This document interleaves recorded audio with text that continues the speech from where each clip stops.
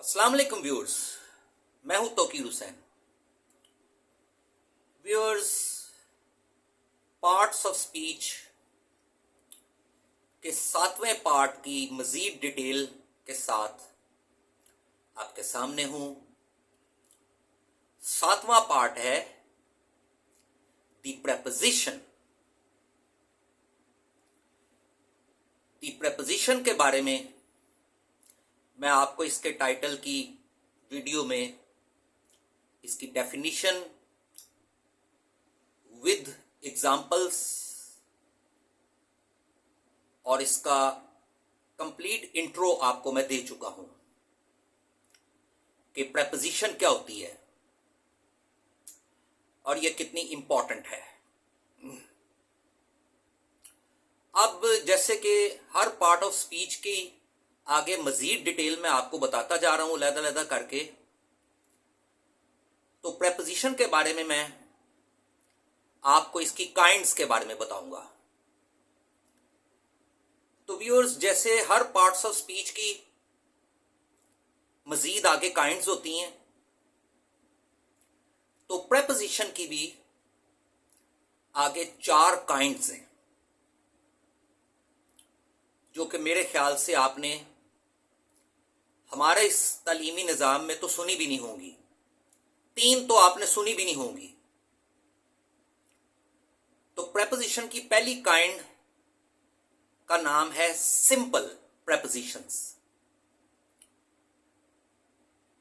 दूसरी compound prepositions, तीसरी participle prepositions और चौथी फ्रेज प्रेपोजिशंस। सिंपल कौन सी हैं, ये मैं आपको सिंपल प्रेपोजिशंस की डिटेल में बताऊंगा। कंपाउंड प्रेपोजिशंस कौन सी होती हैं, ये मैं आपको कंपाउंड प्रेपोजिशंस की डिटेल में बताऊंगा। उसके बाद मैं आपको पहले ये बताऊंगा कि पार्टिसिपल किसको कहते हैं, और फिर आपको पार्टिसिपल प्रेपोजिशंस के बारे में बताऊंगा। और फिर चौथी आती हैं फ्रेज प्रेपोजिशंस। एक बात मैं आपको व्यूअर्स समझा दूं कि हर प्रोडक्ट किसी दूसरी प्रोडक्ट से रिलेटेड होती है। जैसे कि आपने देखा कि नाउन्स जो हैं वो फ्रेजेस से भी रिलेटेड हैं, जिसके तहत आपने नाउन फ्रेज पढ़ा। अब आप ये देखिए कि प्रेपोजिशंस का ताल्लुक फ्रेज से भी आ रहा है। तो जब तक आपको फ्रेज का ही नहीं पता होगा, उतनी देर तक आपको यह समझ ही नहीं आएगा कि फ्रेज प्रेपोजिशंस कौन सी होती हैं। इसी तरह से जब मैं आपको पहले बताऊंगा कि पार्टिसिपल क्या होता है, तो फिर आपको समझ आएगा। देखिए ना, आप पार्टिसिपल की डेफिनेशन पहले समझेंगे, उधर से आप प्रेपोजिशन की डेफिनेशन समझेंगे।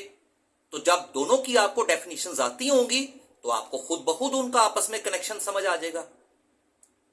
तो लिहाजा आपको पार्टिसिपल पहले बताऊंगा और उसके बाद मैं आपको यह बताऊंगा कि पार्टिसिपल प्रेपोजिशंस क्या होती हैं।